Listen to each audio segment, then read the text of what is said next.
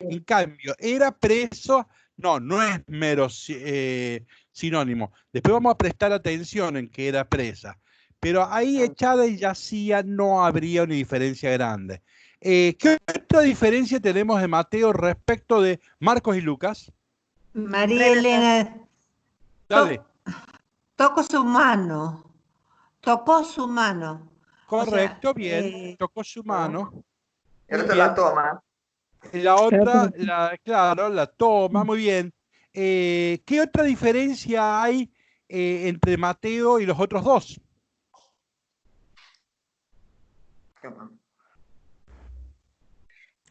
Renata, Dale. ¿puede ser que Mateo no hay como algún adjetivo temporal, por decir? Porque en Marcos y en Lucas dice en el momento, ahora, y en Mateo como que no estaría encontrando Muy ninguno. bien. Marco y Lucas vienen contando una historia. Claro. Mateo, después si tenemos tiempo, vamos a ver que no, hay un discurso, no está contando una historia. Desaparece la temporalidad, no sabemos cuándo sucedió esto. Muy atenta Renata, bueno, es maestra, docente, así que está atenta a los verbos, les enseñás verbos a los chicos, así que bueno, entonces está muy atenta. Soy la de matemática, pero sí. Ah, peor, entonces vos sos la vieja de matemática. La vieja bruja de matemática. La bruja. Bueno, volvamos. ¿Qué otra diferencia? Hay una muy importante que no me señalan, y es muy importante, diferencia de Mateo con respecto a Marco y Lucas. Y que Mateo, hola Mabel, ¿puedo yo? Sí. Sí. Mateo habla en singular, en primera parte, y en la otra, digamos, le servía, y en los otros dos evangelios, Perfecto. fueran varias partes. Está muy bien, en realidad ya lo habíamos apuntado, pero está perfecto, Mabel. Renata, de nuevo. Que en Mateo habla que la suegra es de Pedro y en Marcos y Lucas la suegra es de Simón. Perfecto. Y esa sí es una diferencia grande. En Mateo está usando el apodo que Jesús le va a poner después. Tú eres Pedro, sobre esta piedra edificaré mi iglesia y las puertas del Hades no prevalecerán sobre ella. Eso está en el capítulo 16. ¿Ven que? Entonces, Mateo llama siempre a Simón con el apodo que le puso Jesús. Entonces ya me describe un personaje más teológicamente. No es Simón. No, para él ya este es el príncipe de la iglesia, el representante de los 12, ¿está claro? Entonces, cuidado. Entonces, acá importa no Simón, sino el símbolo eclesial que es Pedro. Entonces, ven que en cambio en el otro un tal Simón. Después sabemos que a Simón se le va a poner el Pedro, pero Marco y Lucas no quisieron anticipar eso. Van a esperar después. En cambio ya Mateo desde el vamos le pone el nombre teológico, el nombre de Pedro, ¿no? Y me adelanto, sabemos que el Evangelio de Mateo es el que privilegia a Pedro, es el que más habla de Pedro. Por eso no era un detalle menor, ¿no? Perfecto. Entonces, ven que hay muchas diferencias. Fíjense que son 2 versículos y hay mucha diferencia. Cuando leamos un capítulo largo vamos a estar 3 horas. Pero leer atentamente es esto. ¿Ven que sin la sinopsis no se pueden leer los evangelios? Nunca lean los evangelios sin una sinopsis, porque usted no capta las diferencias, ¿sí? En cambio, ahora me doy cuenta que hablan del mismo suceso, pero que cada uno lo contó de un modo diverso. Bueno, ahora vamos, yo le voy a sugerir algunas valoraciones, ¿sí? Fíjense, nosotros podemos concentrarnos solo en los verbos de curación. Mateo, ¿cómo curó Jesús a la suegra de Pedro? Tocó su mano. Bien. Marcos, ¿cómo cura Jesús a la suegra de Simón? Le toma la mano. Dándole la mano. Mejor, la levantó. La tomó de la mano y... La levantó. Mejor es el verbo levantó. Y en Lucas, ¿cómo cura Jesús a la suegra de Simón? Se inclina. Conminó. No hay contacto físico. ¿Sí? Parece que ya había coronavirus. O sea que es por la palabra solamente, ¿sí? Bueno, ven que son dos palabras muy diversas. Entonces vamos a arrancar con Marcos. Si yo les cuento, todo esto que voy a decir ahora está en el apunte, no se preocupen. Si yo les cuento que cuando Marcos escribe su evangelio hay una guerra. A Jesús lo asesinan en el año 33, día más, día menos. Sí. Cuando escribe Marcos pasaron 30 años, estamos en el año 67. Sí, ¿Qué sucedía? Los judíos se levantaron contra Roma, Roma vino, les dio una paliza, y entonces es tiempo de guerra. Dice Flavio Josefo que se crucificaba de a 500 de por día. Dice Suetonio que se crucificaba hasta que se acababan los arbolitos. Sea o no una exageración, ciertamente que en tiempo de guerra se mata muchísima gente. Se crucificaba muchísima gente, o sea que el dato podemos decir que es histórico. Entonces, ¿qué sucede? A Marcos le preocupa que la crucifixión, la muerte. Entonces él va a usar el verbo levantar. En griego no existía el verbo resucitar. Entonces para decir resucitar se decía levantó. ¿Qué es un muerto? ¿Vieron? ¿Alguna vez fueron a un velorio? Ven que está acostado. ¿Qué es resucitarse? Levantarse. El Apocalipsis va a decir ponerse de pie, pero eso es una fórmula apocalíptica. Pero en el Nuevo Testamento, muchas veces el verbo levantar, no siempre, pero muchas veces, y en Marcos casi siempre, el verbo levantar es resucitar. Entonces fíjense, ¿qué ha pasado acá? Jesús en el año 33 curó a la suegra de Simón. Y esa anécdota se iba contando de boca en boca, pero ya pasaron 30 años. Y ahora Marcos, que está en una celebración o en una catequesis, y le piden que cuente qué hacía Jesús, Marcos va a contar una anécdota de los años 30, pero la va a actualizar al año 67.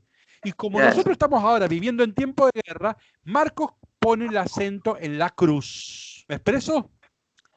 Ahora sí, si quieren, apaguen los micrófonos, pero sí, el que quiera intervenir está siempre invitado a intervenir, a participar, ¿sí? Pero para ganar en calidad de la sonoridad, si apagan los micrófonos es bueno. Pero insisto, estoy siempre invitado a participar a cada segundo, ¿sí?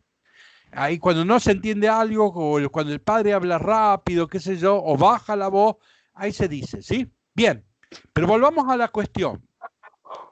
Marco escribe en tiempo de guerra, entonces a Marco no le interesa no le interesa contar cómo Jesús curaba a alguien. Sí quiere anunciar la Pascua. Entonces este relato no es un relato de sanación, no es un relato de curación, no es un milagro de curación. Para Marcos es un querigma pascual. Quiere anunciar la Pascua, que Cristo puede poner de pie a los crucificados, que los puede levantar, ¿sí? Entonces, Marco escribe en Galilea, en el año 67, están matando gente todos los días, no le interesa contar una anécdota histórica de Jesús, le interesa predicar para su hoy, y su hoy es las crucifixiones de todos los días. Entonces él quiere anunciar que la Pascua, el querigma pascual, Cristo ha vencido la muerte y Cristo puede levantarnos de la muerte. ¿Me expresé? Entonces fíjense que una anécdota menor, una anécdota de de curación, cosa muy fácil, hoy cualquier médico cura gente, ¿sí? Y de cosas más graves. Hoy los médicos nuestros saben de curación mucho más que Jesús. Acá a Marco no le interesa hablar de un médico, de un sanador, no le interesa. A Marcos, ¿qué le interesa? Anunciar la Pascua. Están asesinando, entonces Cristo ha resucitado y Cristo tiene el poder de levantarnos de la muerte. Cristo es nuestra esperanza. ¿Nos entendimos? Ahora paso a Mateo. Fíjense, dijimos que el verbo fundamental era que la tocó. Bueno, Lo que tenemos que saber es que Mateo escribía, allá ya escribe muchos años después, en el año 85, más o menos. Las fechas no son exactas, no sé cómo se hace. pero más por ahí andan, año 85, casi 90, que escribe Mateo. Ya terminó la Sí. guerra hace rato, la guerra terminó en el año 70, ya no hay guerra. Ahora hay otro conflicto. Los judíos han decidido excomulgarnos de las sinagogas. ¿Por qué? Porque dicen que los cristianos ya no siguen a Moisés, sino que siguen a Jesús. ¿Qué enseñaba Moisés? El libro Números 5, 1 al 4. No hay que tocar al leproso, no hay que tocar a los moribundos, no hay que tocar a las mujeres que tienen fiebre.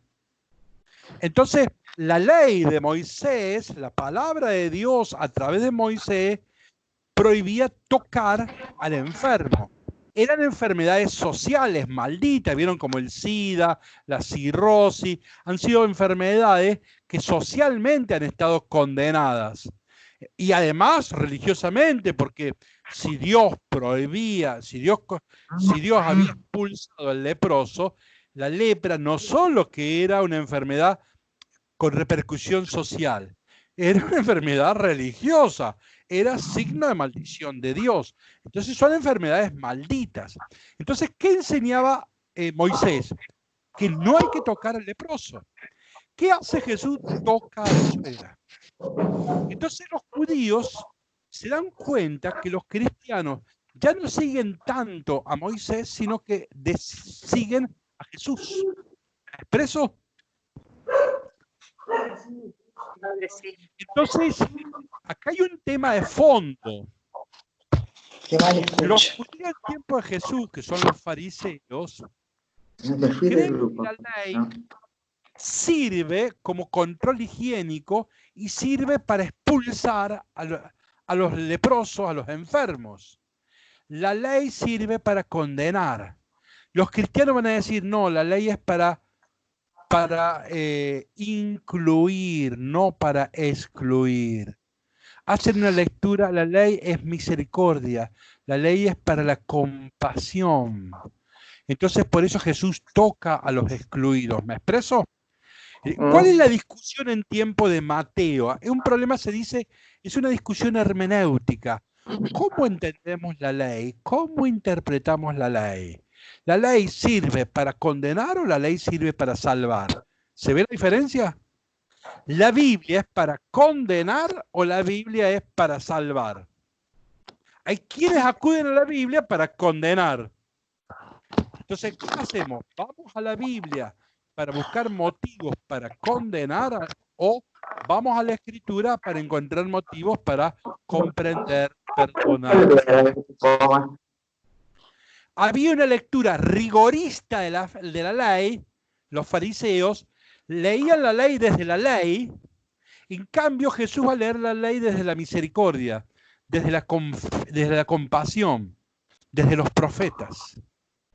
Vayan, no quiero sacrificio, sino misericordia. Eso dice Oseas 6:6, que lo va a citar justamente Mateo 2 veces, ¿no? Entonces, ¿desde dónde leemos la ley? ¿Desde los que sufren o desde los puros? ¿La ley es para glorificar a los puros o es para consolar y acoger a los excluidos y los sufrientes? ¿Me expreso? Ven que ya Mateo no tiene problema muerte-vida. Ya pasó la guerra. La comunidad de Mateo tiene otra discusión que hoy diríamos una discusión hermenéutica, ¿no? ¿Cómo entendemos la Biblia? ¿Para qué estudiamos Biblia nosotros? ¿Para qué leemos? La iglesia, ¿para qué lee la Biblia los domingos? ¿Para descubrir pecadores o para descubrir la misericordia de Dios derramada entre los que sufren? ¿Me expreso? Entonces, bueno, ven que acá hay una discusión hermenéutica, una discusión teológica de fondo. Ahora, como los fariseos se dan cuenta que nosotros estamos haciendo una interpretación para ellos heréticos, deciden excomulgarnos. Y acá empieza la división judíos y cristianos. La división va a llevar 100, 200 años. No es que se produjo de un día para otro. No había internet. No es que ellos escribieron un decreto, una excomunión y lo mandaron a todas las parroquias del mundo. No, fue una decisión que se fue tomando progresivamente y se fue expandiendo. En la medida que eso se fue expandiendo, los cristianos se dieron cuenta que tenían que irse de las sinagogas. Pero no hay que imaginar que hubo una fecha en donde se rompió la relación judíos y cristianos. No, es un proceso de 100, casi 200 años, ¿sí? Bien, pero está la diferencia de Marcos y Mateo. Pero si leo Marcos, el tema es la Pascua. Bueno, ya. Ustedes saben que la iglesia cada año lee un evangelio los domingos. Entonces, cuando me toque a mí predicar sobre Marcos, el acento es la Pascua. Ahora, cuando toque predicar sobre Mateo, el acento está en la exclusión o la inclusión. Hay una lectura. Ay, se me fue, ya directamente. Se me fue, corto. A ver. Acá estoy, Que apague el micrófono a la señora que tiene en su casa. ¿Qué pasa? Es que estoy tan mal, ya estoy fuera del grupo. Bueno, la mitad de las cosas no la puedo escuchar. ¿Por qué es tan difícil? Y no sé, solo sé. Hola, perdón, ¿ustedes? Socioteológica. Ahí está. Allí donde. No escucho. Juan, Renata. No es una enfermedad. No es la fiebre sin más, sino que esta enfermedad mal que viene probablemente del demonio. Es el signo de que el demonio anda por ahí. ¿Me estoy expresando? Padre. Entonces acá... Hola, Padre, sí, te escucho. María Elena, estamos Sí. a mí se me corta de momentos la voz suya. Bien. No le escuché lo último que dijo, no se pudo escuchar. No sé si Bien. puede repetir. Bien. Lo voy a repetir con mucho gusto. Es bueno que me advierta. Inclusión y exclusión, la prédica de inclusión y exclusión fue lo último que yo alcancé a escuchar. Sí, totalmente. Correcto. Es bueno que me adviertan, porque cuando prendí la computadora me avisa Wi-Fi que tengo una conexión débil. O sea que no sería extraño que baje la voz o se corte. Entonces avísenme cuando se cortó y retomamos. Me dicen, bueno, después de los excluidos, incluidos, que yo siga. Entonces, a ver, Marcos pone el acento de la Pascua. Mateo, inclusión, exclusión. Ahora vamos a Lucas. En Lucas yo me encuentro con el verbo conminar, conminó. En las Biblias de ustedes pueden tener otras traducciones, pero hemos optado seguir este libro. Vamos a seguir la traducción de la Biblia de Jerusalén. Entonces nos conviene atarnos a esta traducción por didáctica. Entonces el verbo es conminar. Entonces yo decía que en todo el Nuevo Testamento, cuando ustedes vean el verbo conminar, siempre se trata de un exorcismo. Claro. Para expulsar al demonio siempre sale el verbo conminar o las traducciones, increpó, etc. Por ahí dice que Jesús increpó al mar. Claro, es que el mar para el mundo judío era el mal. Entonces está exorcizando al mal, ¿ven? Increpó al mar, conminó al mar. Bueno, entonces, acá en Lucas se convirtió en un relato de exorcismo. ¿Ven que le ruegan por ella? Cuando Marcos dice, le informaron, le hablaban sobre ella, meramente información, Lucas pone un verbo que está vinculado a la plegaria, a la oración, al rito. Le rogaron. Y fíjense que la fiebre parece una persona viva, dice, porque esta mujer estaba presa de una fiebre grande, ¿ven? Parece que tuviera manos, brazos, que la ha apresado, que la ha tomado, ¿no? Dice, ahora bien, la suegra de Simón era presa dio una fiebre grande. Y fíjense que después Jesús dice, inclinándose por encima de ella, como que tiene más poder. Ven que la descripción de Lucas es la descripción de un exorcismo. ¿Qué pasa? Lucas es contemporáneo de Mateo, si bien no se conocieron, Lucas y Mateo no se conocieron, es contemporáneo, 85, 90. Y Lucas escribe en Grecia. Y en Grecia, ustedes algo habrán escuchado por la filosofía platónica, por el gnosticismo, por muchas corrientes de pensamiento. En Grecia la gente convivía permanentemente con diablos y demonios y ángeles y dioses, ¿sí? Entonces estaban acostumbrados a que por cualquier cosa era un demonio, ¿sí? Si uno estaba contento tenía un demonio feliz, así se llamaba, demonio feliz. Y entonces había, claro, ¿conocen la palabra en griego eudaimonía? Entonces la eudaimonía, daimonía es demonio, es bueno, bello. ¿Qué es la alegría? Tener un demonio bueno adentro. Cuando ustedes veían un muchachito sonriente, decían, tiene un demonio adentro, pero un demonio feliz, ¿sí? Bueno, entonces, ¿qué pasa? Volvamos a esto. En la cultura de Lucas está lleno de demonios. Cualquier enfermedad se atribuye al demonio. Se parece al pastor de la otra cuadra que yo acá tengo. Todas las enfermedades vienen del demonio. Y por eso se las pasan haciendo exorcismo, ¿no? Bueno, entonces, ¿qué pasa? Lucas escribe en Grecia.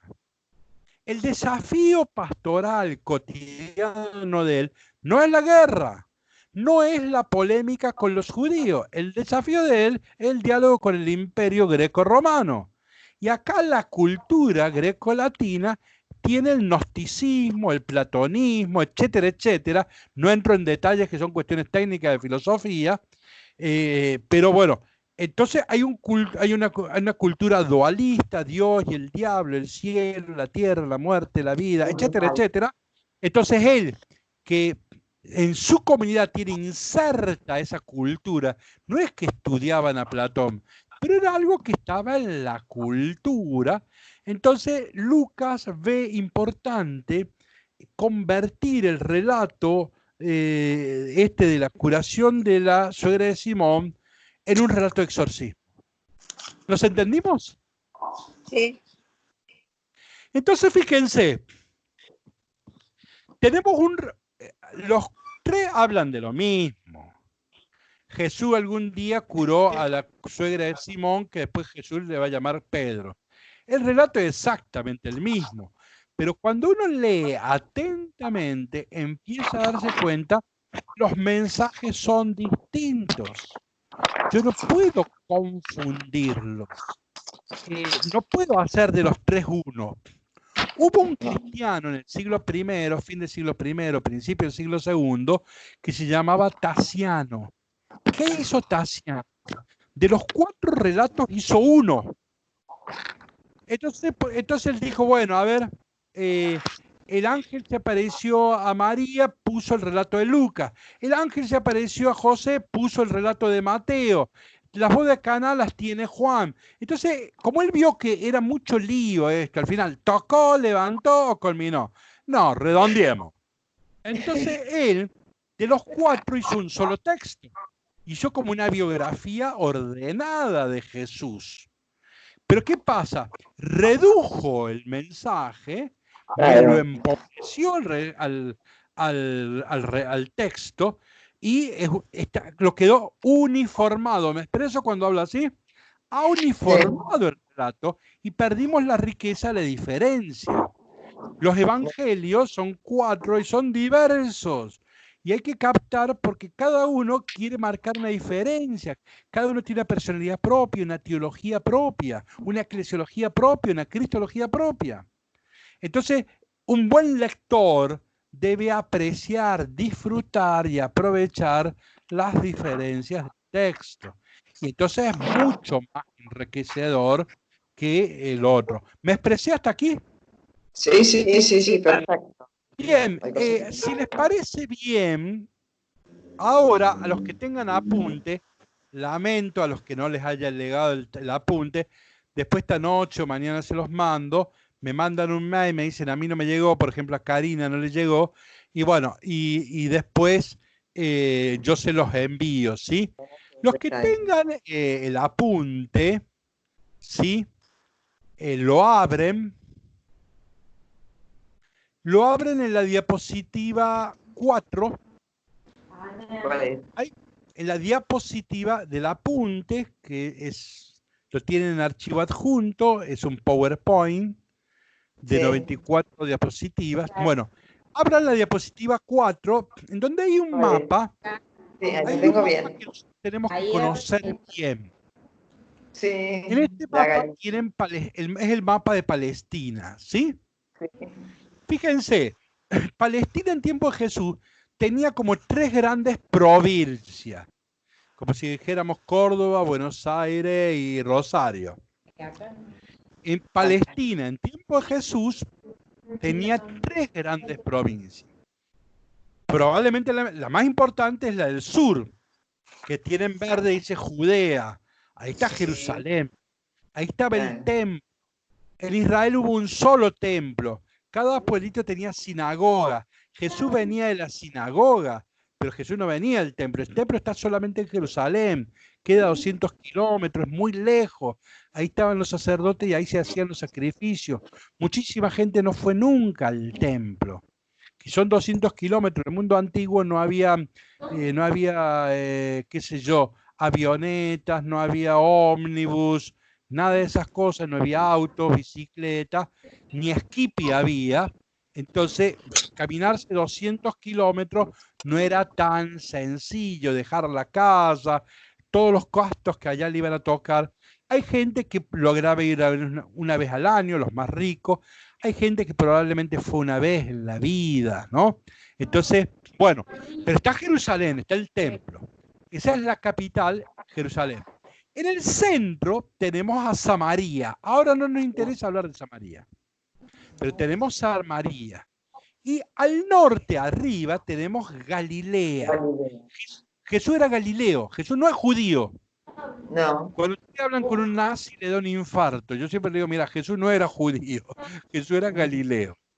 Entonces Jesús no era judío, pero nació en Judá. Salvo Judas, que sí fue judío, todos los demás eran Galileos. Entonces Jesús era Galileo, ¿sí? Está allá al norte. ¿Y dónde está la casa de la suegra de Simón Pedro? En Cafarnaún. ¿Lo ven a Cafarnaún, arriba del mar de Galilea? Bien. Sí, A la derecha, al lado, tienen Betsaida. El detalle es rico. Sí. Simón y Andrés y casi todos los discípulos eran de Betsaida. Sí. Era un pueblito que en aquel entonces no era muy importante, era bueno para la pesca. La mejor pesca se daba en la costa de Betsaida. Ahí se daba el mejor pescado porque había una confluencia de aguas. Yo no tengo tanta información. La cuestión que el mejor pescado de la zona se daba en Betsaida. Entonces los pescadores, los apóstoles pescadores, estaban en Betsaida. Después se va Pedro con el hermano, se van a Cafarnaúm. Y entonces ven, ¿es la casa de Pedro o la casa de la suegra? Era la casa de la porque fíjense que Mateo, Lucas y Marco me dicen que era la casa de Pedro. Pero yo sé que Pedro vivía en Betsaida. En el mundo antiguo, en el mundo actual, en el mundo antiguo y en el mundo moderno, la nena cuando se casa va a la casa del marido. Eso es lo natural y normal. Pero no era tan imposible pensar que por diversas razones alguna vez al marido le tocaba ir a vivir a la casa de la suegra. Entonces, ¿esta casa de Pedro o de la suegra? Vamos a ver que esta pregunta es importante. Los evangelios son claros, es la casa de Pedro, es la casa de Simón. Pero yo cuando veo un mapa me puedo hacer esta pregunta. ¿Y si la casa fuera de la suegra? Claro. Fíjense, en la iglesia primitiva, ¿quiénes eran los obispos? ¿A quién se elegía obispo? Al dueño de casa. Sí. Si esta mujer era dueña de casa, ¿no habrá sido diácono? Vieron que las cartas de Timoteo habla de las presbíteras, de las diáconos. Vieron que Exacto. Pablo habla de Febe, la diácona. Entonces, Febe, o sea, uno. esta mujer, si era la dueña de casa, capaz que tenía una importancia que nunca hemos valorado. Pero no nos detengamos ahí, no nos importa. Vamos a la otra diapositiva, a la número 5, ahí tienen una foto, ven, está el mar de Galilea de fondo, la casa de Pedro se ha Sí. encontrado, es ahí. Miren, la sinagoga está ahí a 50 metros, ¿sí? Ahí está la sinagoga. Salieron de la casa de la sinagoga y fueron a la casa de Simón. Estaba ahí cerquita, ¿no? Miren la diapositiva 6. Esta es una foto del octogonal, el resto que quedó de la casa de Pedro es ese ¿Será cierto? octogonal. Diapositiva Claro. 7. Arriba de la casa de Pedro construyeron una capilla. Diapositiva 8. Ven, ahí tienen la capilla que se construyó arriba de la casa de Pedro. Diapositiva 9 y 10 tenemos la capilla que se construyó. O sea que existió esa casa, se la puede ir y visitar. O sea que Pedro estuvo ahí en Cafarnaúm y Pedro le va a prestar una habitación a Jesús. Jesús se va a instalar en Cafarnaúm. Jesús era de Nazaret. Y Jesús va a ir a... Bueno, entonces esa es la casa. Perfecto. Diapositiva 12, ¿la tienen? ¿Cuál? Diapositiva Sí, 12. ¿La estructura? Diapositiva 12. ¿Tienen la diapositiva 12? María Josefina Rampoldi, diapositiva 12. Sí, la que dice estructura, texto, ¿esa? 12. Diapositiva 12. No, yo no la tengo, padre. No la tiene. No. ¿Qué O es no lo que tiene dice? forma de saber cuál es la 12. Claro, no tenemos Sí, forma. Y bueno, pídale a ANSES que le regale una computadora, que tiene computadora también, no me quedo con otro. Bueno, lamentablemente, bueno, pero seguimos, no me voy a detener ahí. Avanzamos. Fíjense, diapositiva 14. Nosotros hemos comenzado haciendo este trabajito, distinguir lo propio de Marcos, lo propio de Lucas, lo propio de Mateo. Así hemos comenzado la clase hoy, ¿no? Bien, avanzamos, no me detengo en esto, avanzamos. Vamos a la diapositiva 22. ¿Qué es lo que tiene? Tiene arriba amarillo y abajo blanco. Arriba hay un texto de Gálatas. Bueno, quiero decir una idea sobre el relato de Mateo, la versión de Mateo. Fíjense, para entender la versión de Mateo, volvamos a la anterior, a la 21. Yo no tengo ni nada. Volvieron a la anterior, a la 21, que está en morado en general. Dice el contexto próximo de la perícopa, ¿sí? Sí. Si ustedes leen cuando Mateo cuenta el relato de la suegra de Pedro, van a ver que está en el capítulo 8, pero primero cuenta la purificación de un leproso. Después cuenta la curación de un muchacho moribundo, pagano. Y después cuenta la curación de la suegra de Pedro. ¿Está claro? ¿Por qué Marcos lo cuenta en ese orden? Arriba le puse el texto de Números 5, 1 al 4. En el libro de Números, Moisés dice que no hay que tocar al leproso, al moribundo y a la febricitante. Entonces ven, Mateo está mostrando que Jesús hace todo lo contrario a Moisés. ¿Está claro eso? Ahora fíjense este detalle. Ahora sí vamos a la diapositiva número 22. Abajo en blanco. ¿Qué era un leproso? Era un judío, pero un judío excluido, pobre. ¿Qué era el hijo de un centurión? Era un pagano. ¿Qué es la suegra? Una judía que se hace cristiana, es mujer. Entonces ahora fíjense, arriba les puse el texto de Gálatas 3:28. ¿Lo tienen? Sí. Este es el texto, la frase más importante de todo San Pablo. Se suele decir así. No hay. 18 es como el evangelio de Pablo. No es que Pablo escribió un evangelio, pero todo el pensamiento de Pablo está en Gálatas 3:28. Y Pablo acá está tomando de un cántico que se usaba en el bautismo en tiempo de él. Cuando la gente se bautizaban, cantaban este cántico que decía: no hay judío ni griego, ni esclavo ni libre, ni varón ni mujer. Todos somos uno en Cristo Jesús. ¿Ven qué ve Pablo? Que el mundo, el imperio greco-romano, está partido en tres. Hay una ruptura sociocultural, judíos y paganos. Hay una ruptura socioeconómica, esclavos libres. Hay una ruptura de género, varón-mujer. Entonces, ¿cuál es la utopía cristiana? ¿Por qué bautizamos a la gente? Y Pablo dice, porque nosotros tenemos un sueño, tenemos una utopía que un mundo nuevo, sin exclusiones, sin excluidos. No queremos el mundo de las grietas. Queremos ensayar una humanidad nueva. Esto Nietzsche, Marx y Freud lo asumieron cuando estos filósofos critican la modernidad. ¿Ven? Freud, Nietzsche hizo descubrir que la modernidad tiene una fractura que es sociocultural, hay pueblos superiores e inferiores. Marx hizo notar que hay un conflicto de clases, pobres, ricos, y Freud hizo notar el conflicto de varón-mujer. Lo que Pablo había dicho allá es lo que los grandes pensadores han usado ese esquema. No digo que han leído a Pablo, pero a la larga están repitiendo el esquema de Pablo. Ahora ese esquema está en Mateo. Fíjense ahora en Mateo. Primero tenemos un leproso, o sea, pobre rico, Marx. Después tenemos un pagano judío, o sea, Nietzsche. Después tenemos una suegra, una mujer, varón-mujer, ¿está claro? ¿Ven cómo Mateo tiene los tres conflictos? ¿Me siguen?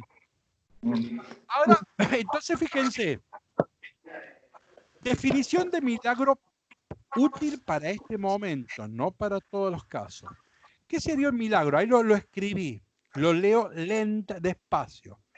El milagro, más que trastornar el orden de la naturaleza, trastorna el orden social. Claro. Revoluciona todo. Judío, griego, ya no es judío, ni griego, ni esclavo, ni libre. El milagro es el signo del reino que viene a superar las grandes exclusiones del imperio de ayer y el de hoy también. Entonces, el milagro es la gran parábola del reino de Dios. En el milagro se encuentran judíos, griegos, esclavos, libres, varón, mujer. En Cristo somos uno. Bueno, ven la importancia que ha puesto Mateo a este milagro. ¿Sí? ¿Nos entendimos? Y más rapidito voy a decir una palabra sobre Marcos. Fíjense de Marcos, fíjense diapositiva 26. No sé, Una ya la aprendí. en casa. En el mundo antiguo, los espacios públicos son para el varón, no para la mujer. Es una mujer confinada en casa, sin movimiento, yacía, luego no tiene autonomía, no es libre. Sin palabra, no tiene autoridad, ¿no? Esta es la situación de la suegra en Marcos. Avanzo. Fíjense, la diapositiva 30. ¿La tienen? ¿La tenemos? Fíjense que Marcos dice que Jesús la levantó y ella les servía. El verbo servir abre y cierra el evangelio de Marcos. ¿Ven? La suegra de Simón sirve. Es un obispo, una dueña de casa, una dueña de iglesia, que es diácono. Servir en griego se dice diácono. Ya en tiempos de esta gente, la palabra diácono es una palabra técnica. Ya existía Febe, el diácono. Entonces, ven, acá aparece no es una criadita, no es una paraguayita de 15 años que le hemos traído a Buenos Aires para que limpie los pisos. No, no, no. No es una criadita, no es que se puso a servir, a hacerles panqueques. No, no, no. Es un diácono. Entonces Jesús resucita a una mujer postrada y le da un ministerio. Esto se llama, la está empoderando. Bueno, Marcos comienza con una mujer que sirve y termina con mujeres. Este texto sí tenemos que leerlo. Por favor, busquemos la Biblia.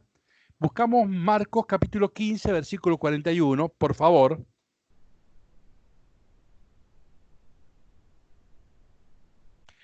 Quien lo tenga, lo lea, por favor. Arranque del 40. Nos interesa el 41, pero arranque del 40. Ya termina el Evangelio de Marcos, Jesús lo están crucificando, lo van a matar. Entonces, por favor, alguien que lea en voz alta, Marcos 15, 40, 41. Por favor. Karina, lo leo yo, dice, algunas mujeres contemplaban la escena desde lejos, entre ellas María Magdalena, María, la madre de Santiago el menor, y de José y Salomé, que habían seguido a Jesús y lo habían asistido despacito, cuando estaba... despacito, Karina, despacito. Después de mencionar esas mujeres, ahora ahora lee con mucha fuerza lo que viene. Adelante, adelante. Que habían seguido a Jesús y lo habían asistido cuando estaba en Galilea. Había además otras muchas que habían subido con él a Jerusalén. ¿Sigo? O sea que las mujeres los seguían desde Galilea y por la subida, Sí, para ir a sí. Jerusalén hay que subir, es un camino, siempre subida, y Jerusalén. Vamos a la diapositiva 31. Fíjense, diapositiva 31, ¿cómo ha organizado Marcos su evangelio? ¿Cuál es la estructura literaria? Marcos ha organizado su evangelio en una estructura geográfica. Toda la primera parte sucede en Galilea. El corazón de Marcos está en un camino, o la subida. Cuando uno camina a Jerusalén, siempre es subida. Entonces, el evangelio culmina en la cruz en Jerusalén. Entonces, fíjense, estas mujeres siguen y sirven, hicieron todo el itinerario. Galilea, camino Jerusalén. Los muchachos huyeron después. En Marcos, los verdaderos discípulos, los verbos seguir y servir define el discípulo. En Marcos, los verdaderos discípulos no son los muchachos, son las mujeres que siguen y sirven a Jesús, siguen y sirven desde Galilea, en la subida y a Jerusalén. Entonces, el modelo del discipulado en Marcos son las mujeres, ¿no? Volvamos a la diapositiva anterior, a la 30, ¿ven? Marcos abre y cierra con mujeres que son discípulos, que sirven, son diáconos. Y en el centro del Evangelio está Jesús como diácono. Yo no he venido a ser servido, sino a servir. El que quiere ser el primero, que se haga el último, ¿sí? Acá no van a ser patrones, van a ser esclavos. Entonces, el corazón de Marcos, Jesús es diácono. El corazón de la iglesia es la diaconía. Entonces, ven, en esta mujer, en la suegra de Simón, en Marcos, está anticipado todo el Evangelio de Marcos. Está anticipado la verdad de Jesús y la eclesiología de Marcos. En Marcos, en la casa se levanta y se sirve. En la casa se resucita y se sirve. Pero no es hacerle la comida al marido que vino cansado. No son criaditas de una sociedad patriarcal. Estamos hablando de diaconía. Son servicios eclesiales. ¿Me expreso hasta aquí? Bien, y quiero ir terminando para... a ver, se nos va a ir el tiempo. Saltemos a la diapositiva 48, por favor. No, vamos a la diapositiva 46. Lo tienen, diapositiva 46. Acá hago un resumen. Fíjense, Marcos escribe año 67 en Galilea, en la guerra judía, el tema es la cruz, por lo tanto el verbo fundamental es levantar, que significa resucitar. Entonces, ¿qué tenemos en Marcos? Un anuncio pascual. Mateo no, escribe en torno al año 85, en Antioquía de Siria. Ya vamos a mostrar un mapa, queda lejísima Antioquía. No está en Palestina. Escribe en Antioquía, nos han excomulgado los judíos, estamos excluidos y Moisés no quiere que toquemos a los impuros y Jesús toca a los impuros. Acá el acento más que pascual es social. Son enfermedades malditas socialmente y religiosamente. Lucas escribe, es contemporáneo a Mateo. Yo suelo poner un añito después porque Lucas escribió 2 volúmenes, también escribió los Hechos, pero es 85-90. Escribe en Grecia, hay una cultura de la gnosis, hay diablos por todos lados, la causa de todo son los demonios. Entonces convirtió esto en un relato de exorcismo, el verbo clave es conminar. ¿Está claro esto? Ven, ahí tenemos, ahora estamos interpretando. Ahora me gustaría que avancemos, disculpen que acelere un poquito, pero esto que dijimos lo quiero justificar. Vamos a la diapositiva 48. ¿Me van siguiendo? No los estoy cansando. No voy a las corridas. Bueno.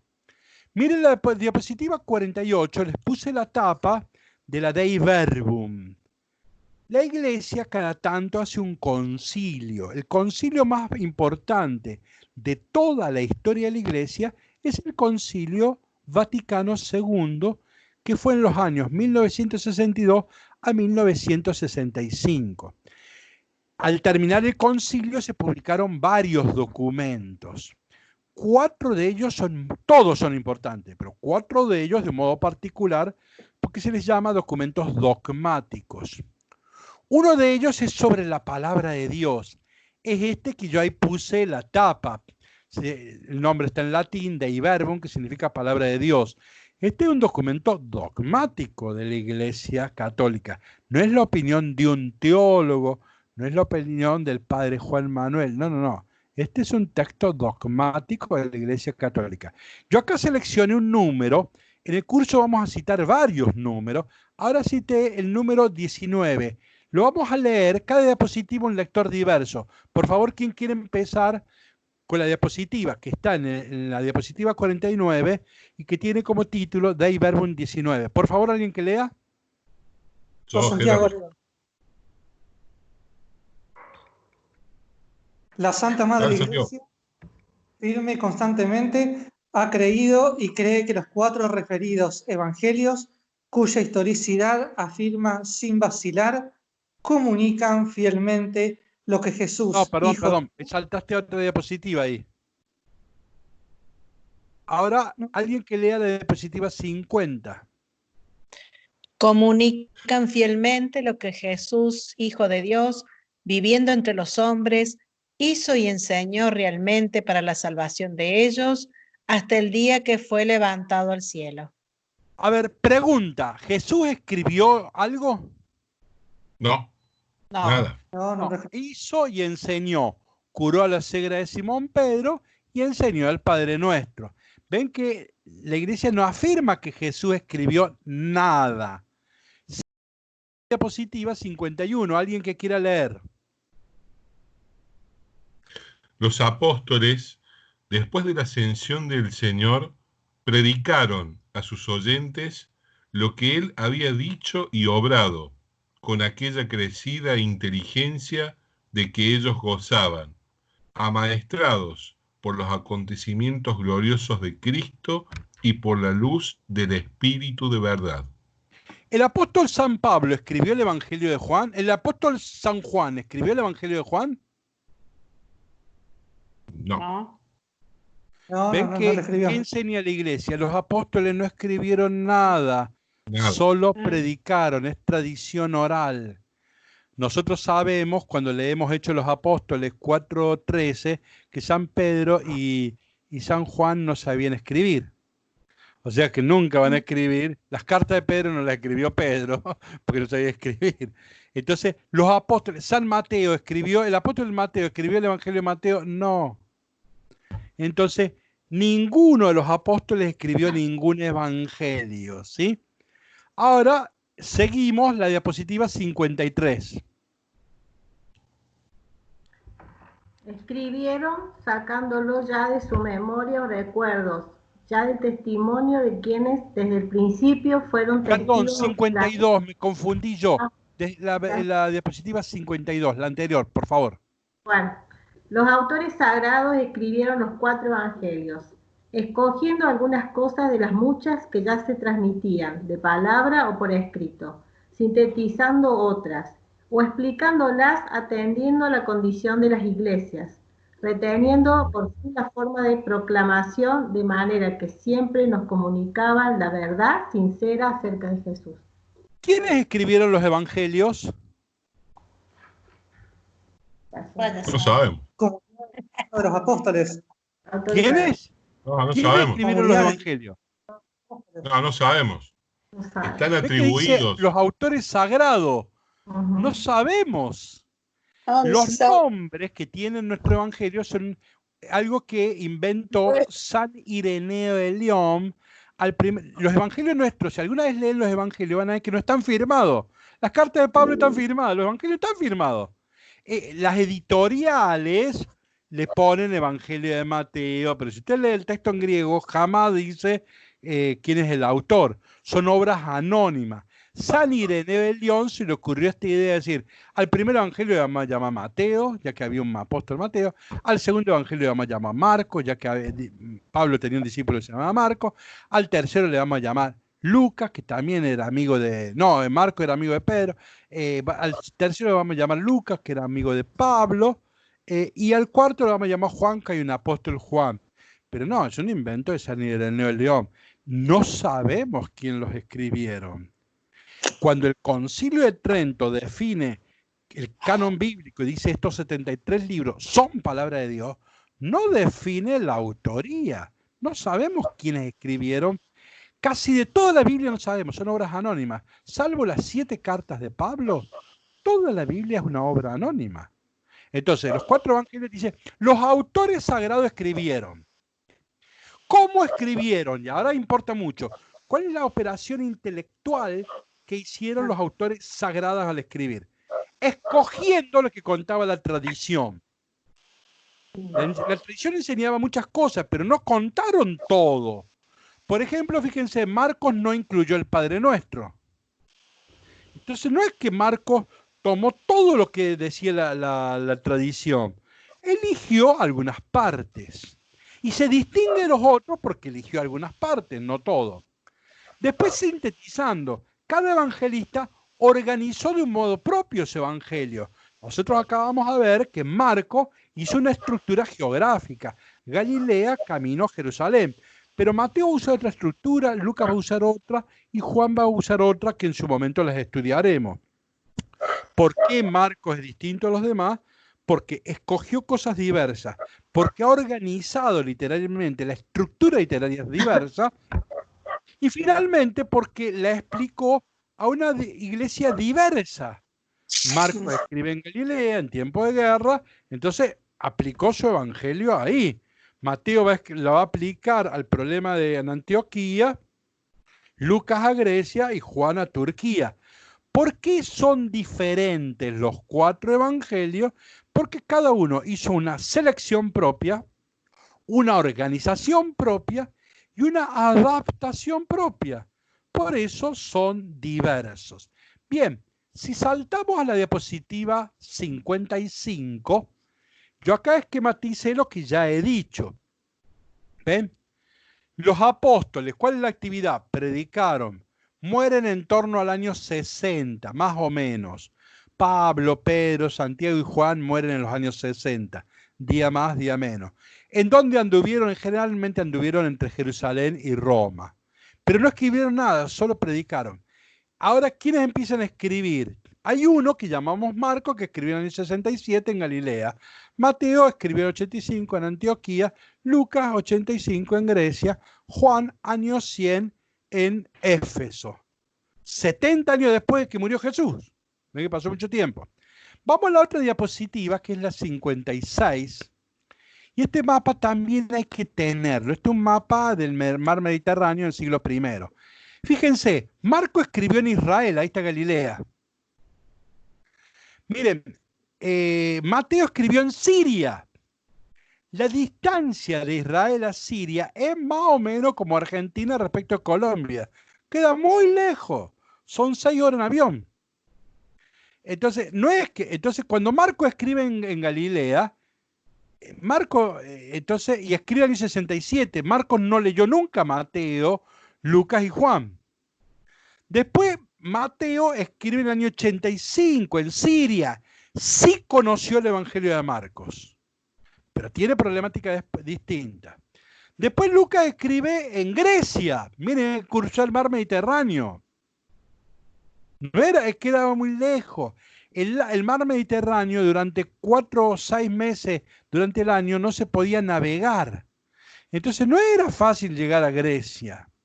Entonces ahí Lucas va a escribir, conoce el Evangelio de Marcos, pero no conoce el de Mateo.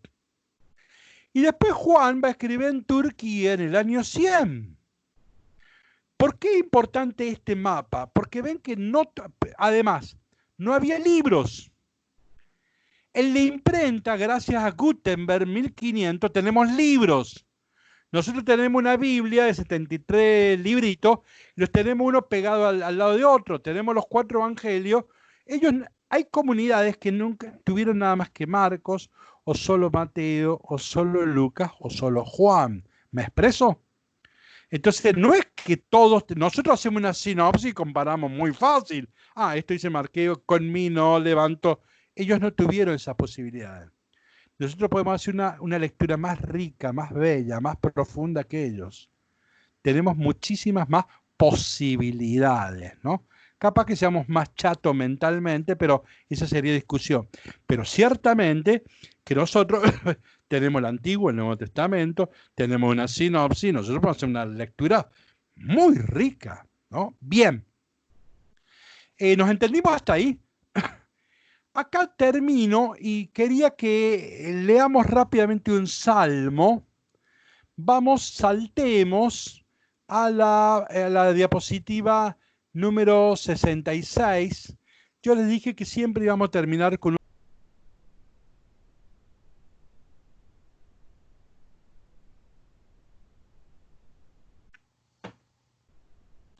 No se lo escucha, padre.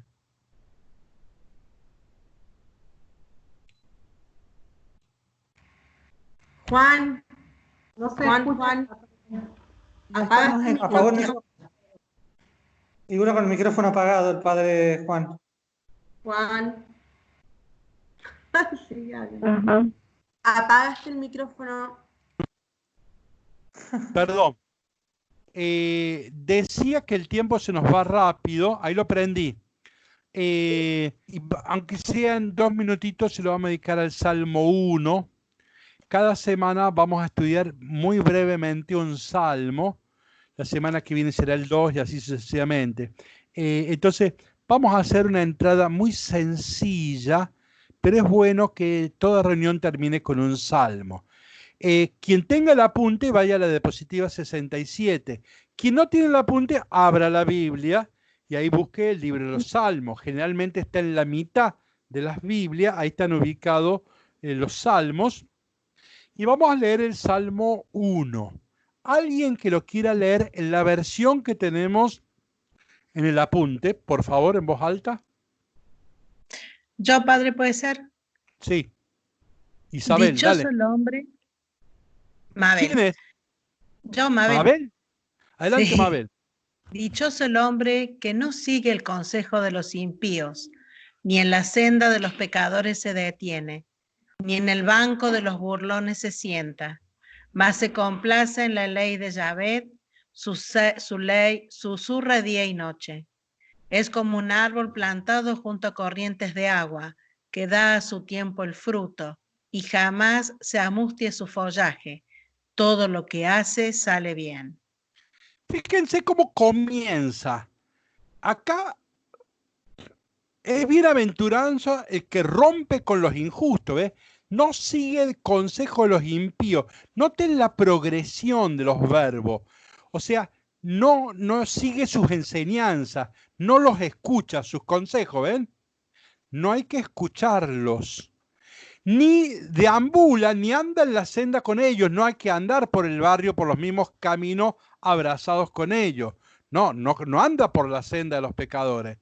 Y finalmente no se sienta, ya eso es comulgar, ¿vieron? Es comerse un asado con los pecadores.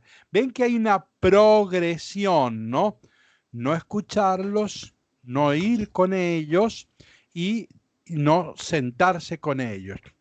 ¿Qué lo distingue? Se complace en la ley de Yahvé, su ley susurra día y noche. Día y noche significa todo el día, no significa un ratito a la mañana y un ratito a la noche. Dice, susurra la ley, medita, ¿ve? Se complace, disfruta. ¿Conocen el verbo disfrutar? ¿Ustedes algo disfrutan? ¿Hay algo que le encanta? A ver, alguien que le diga algo que disfruta. Un asado, por ejemplo. Un mantecol. Bueno, dice, Escuchar música. feliz aquel que disfruta, se complace en la ley de Yahvé. Su ley susurra noche y día. Y entonces ahora viene el ejemplo. Es como un árbol. Vamos a la otra diapositiva, 68. ¿Ven? ¿Ven? Imagínense Palestina, predomina lo desértico, el sol fuerte, y de repente un árbol al lado del agua, ¿ven? Ven que es un árbol frondoso, rico, que da fruto. Ahora, ¿qué es el agua? Es la ley. La savia que alimenta al árbol, cuidado, es la ley. Este justo es frondoso porque medita, susurra noche y día la palabra de Dios. ¿Sí? Entonces, esa es su savia, esa es su fortaleza.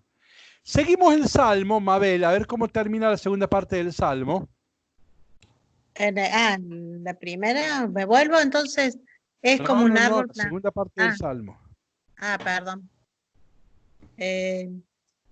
No así los impíos, no así, que ellos son como paja que se lleva el viento. Por eso no resistirán en el juicio los impíos, ni los pecadores en la comunidad de los justos, porque Yahvé conoce el camino de los justos, pero el camino de los impíos se pierde. Fíjense en la diapositiva 70, ahí en la foto que encontré de la paja que se lleva el viento, ¿ven? Allá era un árbol firme y frondoso, bien plantada, con fuerza vital. En cambio, acá hay una paja que ya no tiene conexión vital y por eso se la lleva el viento, no tiene ninguna fortaleza. Volvemos al Salmo, diapositiva 69. Entonces, como son como paja, no pueden estar firmes. Ven que están en un juicio, pero en el juicio no van a tambalear, no pueden estar firmes, bien plantados, porque son como paja que se lleva el viento, ¿sí? Ahora al final dice, Yahvé conoce el camino de los justos, pero el camino de los impíos se pierde.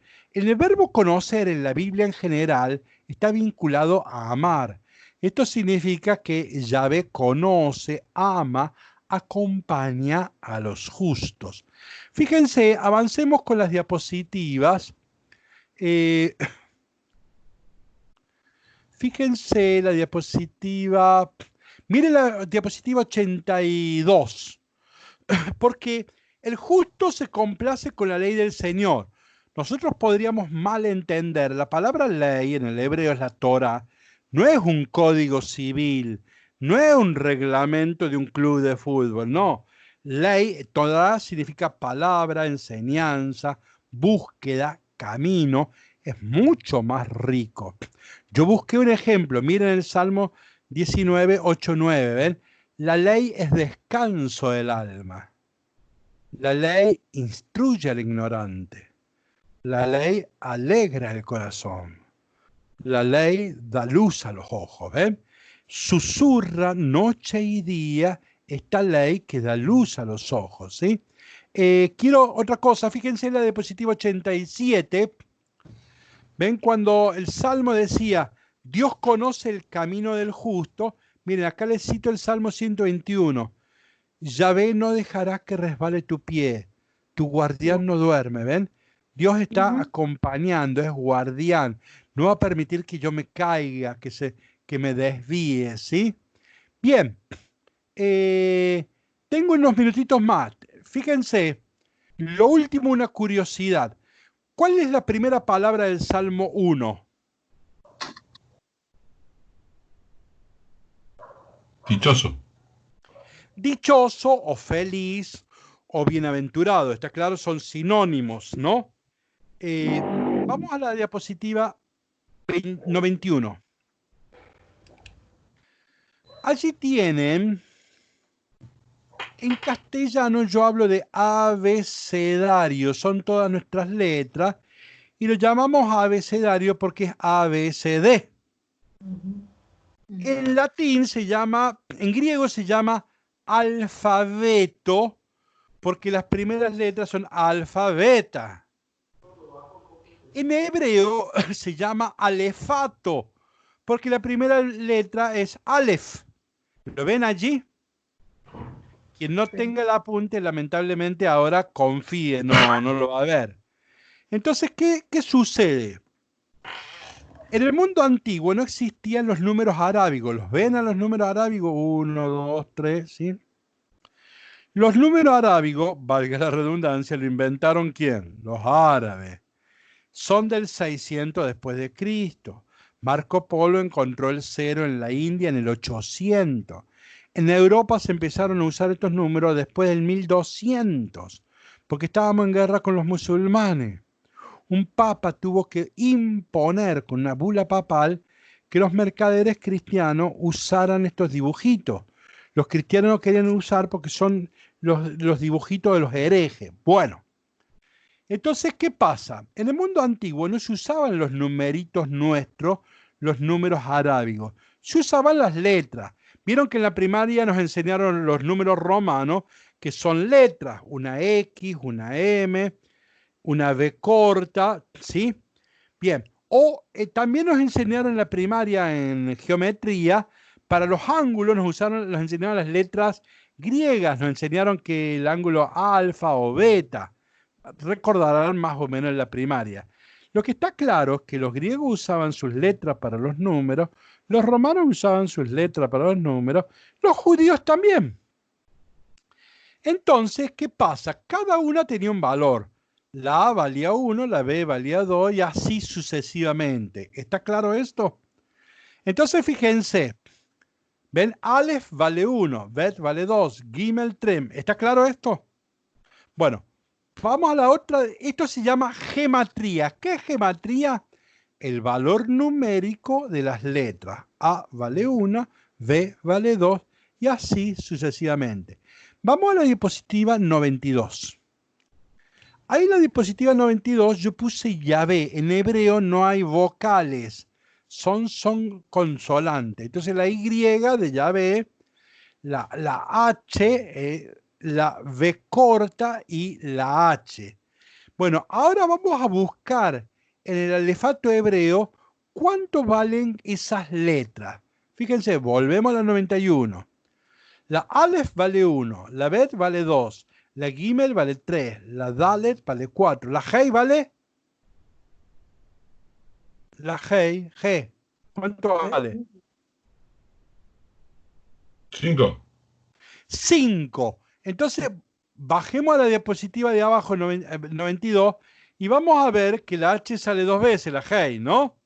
Entonces ahí tenemos 10, porque sale 2 veces la Hei. Volvemos arriba. Hei. La Vav, ¿cuánto vale la Vav? 6. Volvemos a la diapositiva de abajo, 92. ¿Ven? Ahí está la Vav, vale 6. Entonces ya tengo 5 y 5, 10. Más 6, tengo 16. Volvamos al alefato hebreo, 5. Sayim vale 7. Chet vale 8. Ted vale 9. Yud, ¿cuánto vale? 10. Volvamos a la diapositiva 92. Es la Yud de Yahvé. Entonces, si la Yud vale 10, Hei vale 5, ahí tengo 20. Y si la Vav vale 6, tengo 26. ¿Está claro? Bueno, fíjense ahora el detalle. En el libro de los Salmos, son 150 salmos, aparecen 26 bienaventuranzas. Aparecen 26 veces esto de felices o dichosos o bienaventuranza.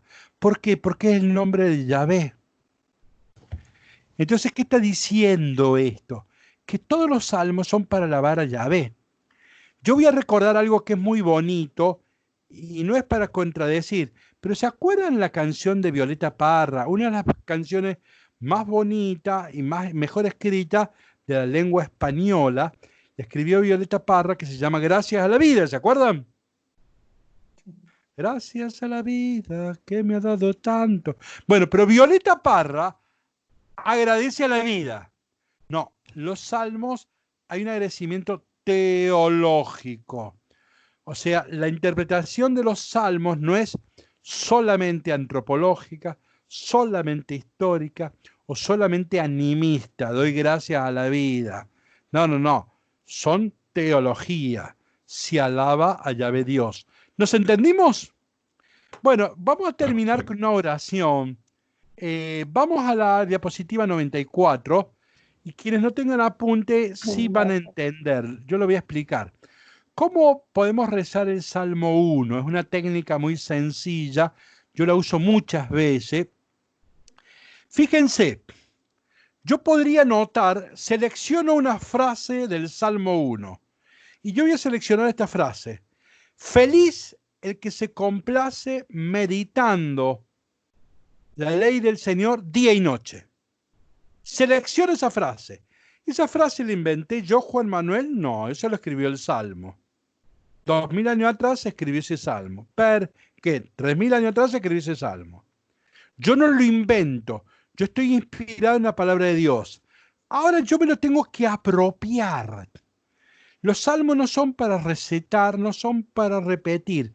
El salmo me inspira para que yo invente mi propia oración. La oración siempre es personal, no es repetir fórmulas.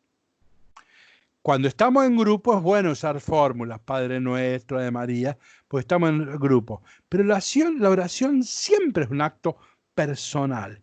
Entonces yo me inspiro en este salmo y ahora voy a inventar oraciones mías. Fíjense, pongo ejemplo, podría ser: qué suerte que tienen aquellos que meditan la ley del Señor noche y día. Ven que yo inventé suerte, no está en el salmo, pero me inspiré en el salmo. O podría decir: feliz la parroquia que medita la palabra de Dios noche y día. ¿Ven? O podría decir: bienaventurado aquel que medita el Evangelio noche y día. O que medita la vida de Jesús, que verdad, camino y vida, noche y día. ¿Me expreso?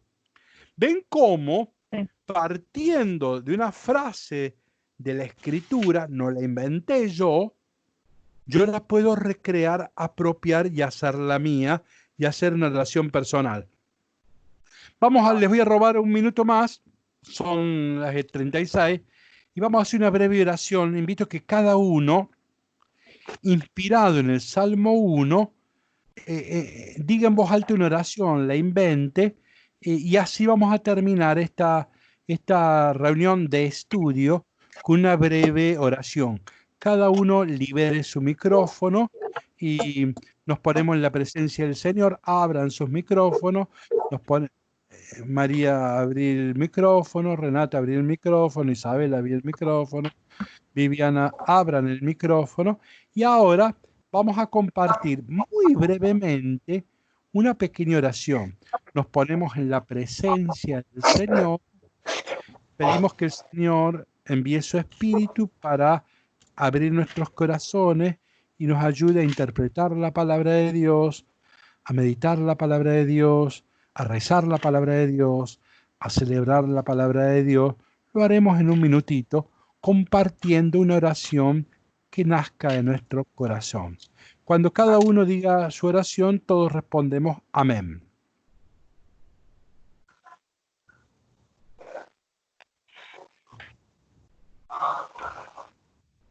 Dichosos de nosotros que hoy podemos estudiar la palabra de ti, Señor.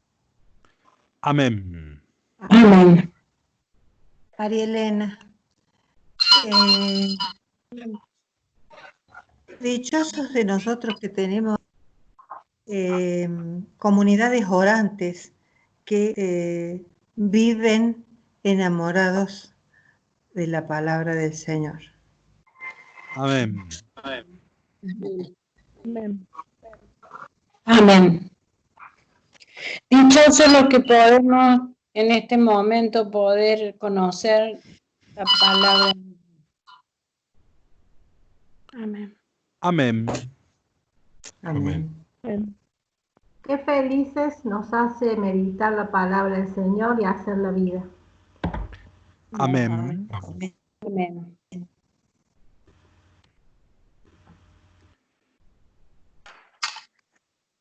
Bienaventurados aquellos que meditan la vida de Jesús, el Evangelio de Jesús. Amén. Amén. Dichosos los que aprendemos de la vida de Jesús. Amén. Amén. Amén. Felices de aquellos que aman y siguen a Jesús. Amén. Amén. Amén. Dichosos aquellos que aprenden de Jesús. Amén. Amén.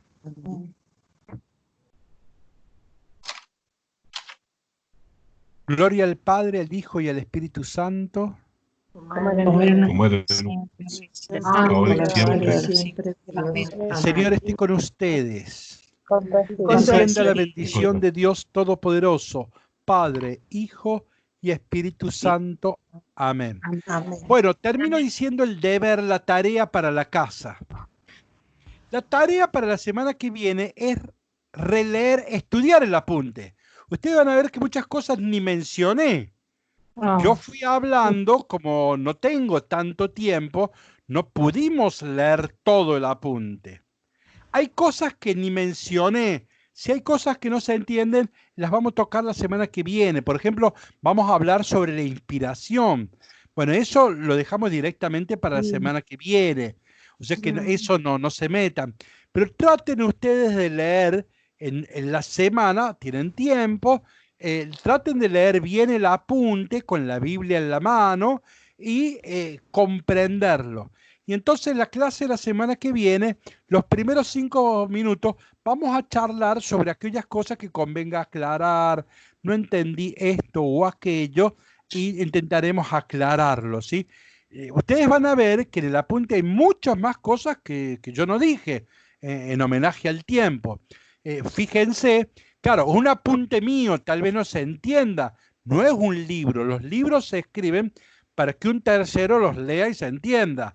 No, este es un apunte personal, entonces por allí no pongo toda la frase, pongo una frase que a mí, Juan Manuel, me es significativa.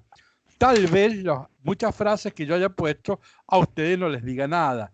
Entonces ahí se puede preguntar y decir, veamos la diapositiva 18, ¿por qué dice tal cosa? Bla, bla, bla. Entonces tenemos el deber, la tarea para la semana que viene. Ustedes recuerden que yo un día antes les voy a recordar por Facebook que tenemos la clase. Y unas horas antes, no muchas horas antes para que no me copien, unas horas antes les voy a mandar el correo electrónico. Pero ustedes tienen que decirme que les llegó, así me quedo tranquilo. Porque, por ejemplo, hoy es una lástima que Karina no tenía apunte. No es un error de ella, es otro problema. La máquina me rebotó. Pero digo, es una lástima que no tener el apunte en mano. Siempre vamos a trabajar con la sinopsis y con el apunte que yo envié ese día. También cuando vaya el apunte, siempre van a tener en el mail la alternativa para engancharse si se enganchan tarde. Supongamos que a uno se le cae el wifi, a mí casi se me cae el wifi. Supongamos que se le cae el wifi y entonces va a entrar tarde, 20 minutos tarde, entre. Se perdió 20 minutos, pero entre. Y entonces esa alternativa ténganla siempre presente. Bueno, yo les agradezco mucho el momento. Yo disfruto mucho hablando de estas cosas. Yo me inventé, para mí es un juego, son mis vacaciones. Entonces yo para no aburrirme, ¿qué hago? Invento grupos de Biblia. Pero sepan que para mí es lúdico, es un juego. Nunca fue un trabajo. Yo cuando a mí me preguntan si trabajo, yo digo, no, yo no trabajo, yo celebro. Esto no es un trabajo para mí, esto no me cansa, yo esto lo disfruto, me invento espacios para poder disfrutar. Como no lo puedo hacer solo, tengo que inventar grupitos de 15 personas y gracias a que estas personas acuden a la convocatoria, yo puedo comprar libros, leer, subrayar, qué sé yo, y contarlos, como a mí me parece que son cosas muy bonitas, a mí me entretienen, imagino, sospecho que a otros ha de gustar también escucharlas, y por eso las cuento con alegría, con pasión, porque son cosas que a mí me agradan mucho, no puedo no contarlas, sino con pasión y con alegría. Bueno, muchísimas gracias por este encuentro, nos veremos la semana que viene. Aprovecho y te lo digo, Karina, en unos minutos voy a intentar mandarte en mail, si no llega me lo respondes y nos comunicaremos. Yo necesito que me envíes el teléfono, pero ten en cuenta que yo tengo fijo, no tengo celular. Entonces, mándamelo al número de teléfono con todos los indicativos, prefijos que hagan falta para un fijo. Bueno, muchísimas gracias. Les he robado 14 minutos. Bueno. Chau, nos vemos en la próxima. Chau. Muchas gracias, padre. Muchas gracias. Cariño.